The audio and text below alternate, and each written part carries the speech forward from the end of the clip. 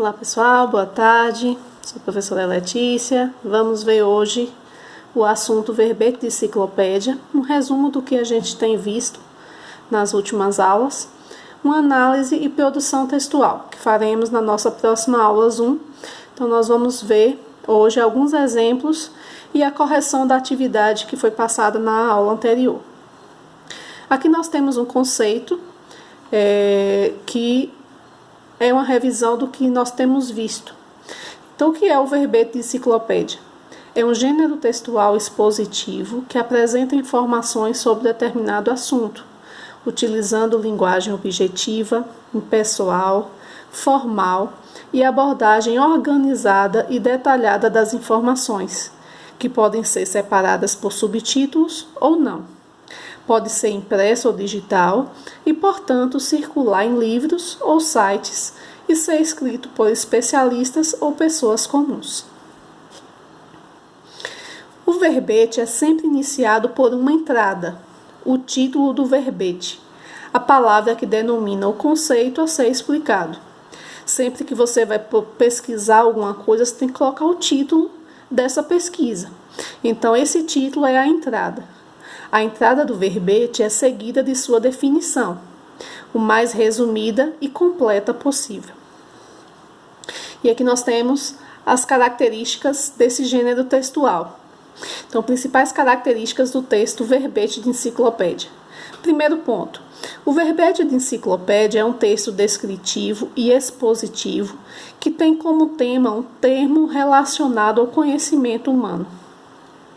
Segundo ponto, sua finalidade é explicar para um público amplo, de maneira simplificada e direta, um conceito, um fato ou uma ideia. Então, é simplesmente expor um assunto que foi pesquisado. Terceiro ponto, a linguagem é de acordo com a norma padrão, simples, clara, objetiva e faz uso de termos científicos ou técnicos próprios de certas áreas do conhecimento, além de verbos no presente do indicativo.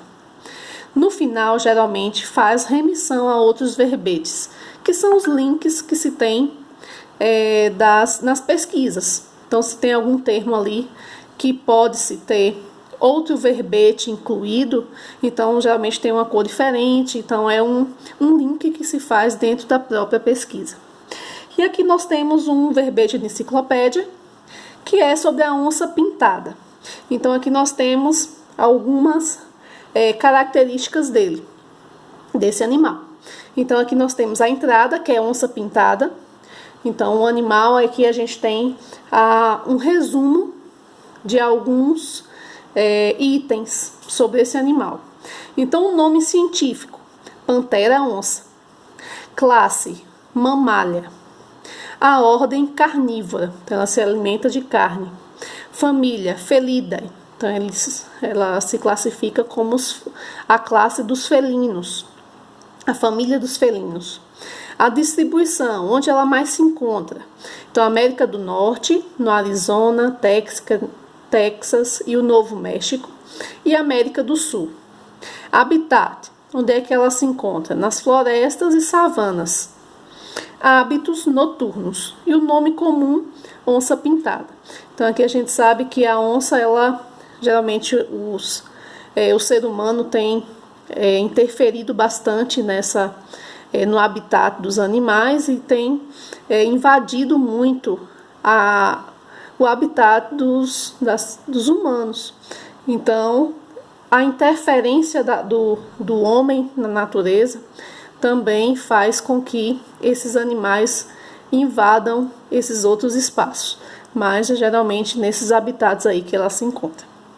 As características: aparência esbelta, então ela geralmente é magra, até por seu estilo atlético, com pernas relativamente curtas e a cabeça arredondada. Sua pelagem apresenta uma tonalidade amarela com manchas pretas em forma de roseta, com exceção da região ventral, que é branca. É o maior felino do continente americano e pode chegar até 135 quilos. Alimenta-se de aves e mamíferos. A reprodução ocorre durante o ano inteiro, com gestação de 93 a 105 dias, nascendo 2 filhotes no máximo. Vivem em média 20 anos. Então aqui a gente tem um verbete de enciclopédia, que tem o título, que tem a entrada, tem as informações resumidas sobre esse item pesquisado. Vamos ver também outro que se encontra na página 40, que foi passado como uma leitura complementar da aula anterior, no PCD anterior, que é sobre Enedina Alves Marques. Então é uma descrição dessa mulher, quem foi essa mulher. Então nós vamos fazer a leitura dele aqui, ver porque essa mulher foi importante para a sociedade, para o meio que a gente vive, porque ela foi uma pessoa que exerceu uma importância. Qual foi a importância que ela teve? Então, Enedina Alves Marques nasceu em 1913, 1981. Então, é uma personalidade. A engenheira civil brasileira Enedina Alves Marques nasceu em Curitiba, em janeiro de 1913, quando a abolição ainda não completara 25 anos. A família era extremamente pobre. A mãe era lavadeira e o pai abandonou a mulher e os seus 10 filhos quando a Enedina era pequena. Em meados da década de 1920, a mãe de Enedina prestava serviços na casa do Major Domingos Nascimento Sobrinho, delegado de polícia. O major acolheu a menina e pagou seus estudos elementares em escola particular. Enedina iniciou a alfabetização já aos 12 anos e concluiu com quase 13. Não tinha mais tempo a perder. No ano seguinte, começou o curso de normalista. Ela o terminou em dezembro de 1931, perto de completar 19 anos. Em 1935, voltou para a capital do estado para fazer o Madureza, curso intermediário sem o qual não poderia estar lecionando.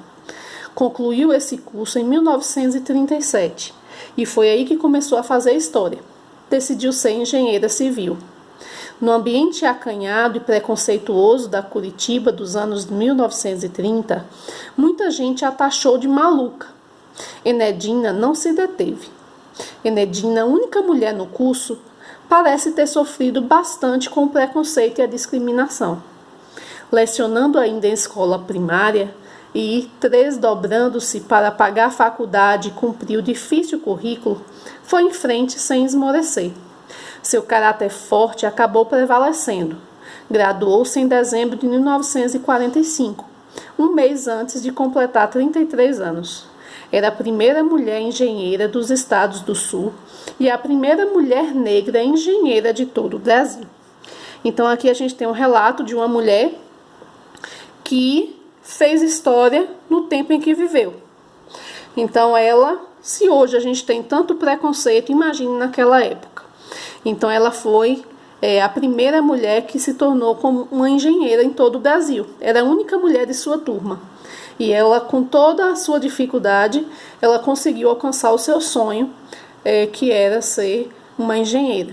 E aí ela foi bem sucedida naquilo que ela pensou em ser, mesmo indo contra todo o preconceito da época e a questão do estereótipo de que o negro, depois de tanto tempo depois de 25 anos da questão da abolição, ainda não tinha assim uma liberdade, não tinha muitos direitos naquela época. Então ela passou a ter essa força de vontade e conseguiu alcançar o seu sonho. E foi passado também na última aula para que fizesse essa atividade da página 41. Então hoje nós vamos fazer aqui a correção. Então é só uma associação do que foi colocado. Então, primeiro, onde os verbetes de enciclopédia são publicados? Então nós vimos que eles são publicados tanto em sites como em livros. Depende aí do tipo de enciclopédia. Como é a estrutura de um verbete? Lá na página 39, nós temos essa informação, que o verbete de enciclopédia possui uma entrada, ou seja, o título, e depois vem uma explicação. Então, geralmente, é explicado, apresentado, definido a explicação desse termo. E aí vem com a contextualização histórica, descrições e esclarecimentos mais técnicos, normalmente separados ou não por subtítulos. O próximo, qual a intenção comunicativa desse gênero textual? Então, a finalidade desse gênero é apresentar definições e informações sobre um determinado conhecimento. Então, a pessoa vai em busca dessa informação para adquirir um conceito, para conhecer mais sobre isso. Como é a linguagem dos verbetes enciclopédicos? Então, a linguagem ela é formal e objetiva. Em que pessoa é escrito? Ele é escrito em terceira pessoa, ele não é escrito em primeira pessoa. Então, em terceira, sem expressar opiniões ou emoções. Que recursos, em geral, predominam no verbete? Os narrativos ou os descritivos? Então, tem verbetes que são narrativos, tem verbetes que são descritivos, e alguns possuem os dois. Então, os dois predominam nos verbetes. Então, gente, por hoje é só. Grande abraço para todos. Até mais.